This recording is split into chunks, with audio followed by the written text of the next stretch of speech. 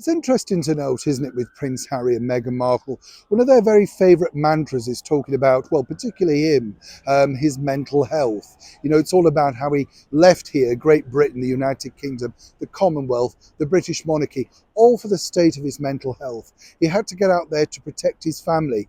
It's like a scene, isn't it, out of Tarzan and the Ape Man, bushing away, trying to get through all these reed leaves and stuff like that, making sure everybody was rushed to safety. In the reality, of course, he was escorted to the airport with a security team with a pre-played fight. And of course, everything was smooth riding for him.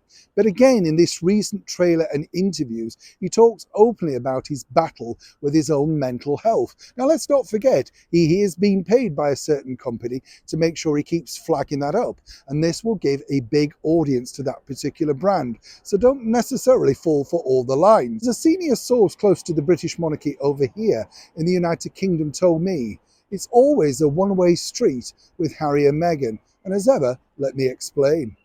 Hi, good morning. Nice to see you today. And as ever, thank you so much for joining me. Yes, the big blitz is pushing forward, isn't it, for that book, Spare, by the one-time royal known as Prince Harry. And as we said in the intro, it's fascinating, isn't it? Because with people like Harry and Meghan, it's always about them. There's not much consideration or thought to other people.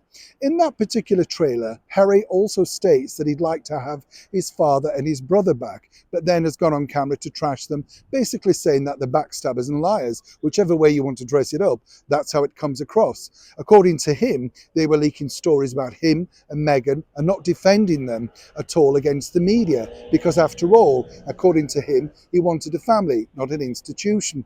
Must be terrible, don't you think? The bottom line is, though, as a lot of people are now saying over here, this is becoming a very threadbare story. And according to that good source within palace circles tells me this. If you think about it, over the last 2+ years, Harry and Meghan have done so much damage, not necessarily to the British monarchy, but think about it with the constant berating. What about, the mental health of his father, King Charles III, his stepmother, Camilla? What about his elder brother, Prince William? And of course, let's not forget Catherine. Now, these are all very, shall we say, fair and balanced people. But anybody would then look at this and say, the attacks, the continual attacks, and more importantly, particularly when they have to go out and meet the public on the days that they are working royals, going out there to support their charities, ambassadors, behind the scenes stuff like that. This takes away from the project because people genuinely feel rather sorry for them. But again, in the world of Harry and Meghan, it's only, it appears, Harry and Meghan that have mental health issues. It's only them that are being attacked. And this is part of the problem, of course, because once again, as I said to you before, nobody ever picks this up in, of course, those interviews and fires it back and says, well, how do you feel that your elder brother, the Prince of Wales, might feel? What about King Charles? How do you think he feels about your public attacks? Nobody brings that up. Guess what? They're frightened, of course, of being thought to be attacked against Prince Harry and his personal mental health. And as ever, as we often say here on the show, with Harry and Meghan, it's seemingly just a one-way street. Yes, of victimhood. But for the rest of the British monarchy, they battle on naturally without necessarily spilling everything across the world's media.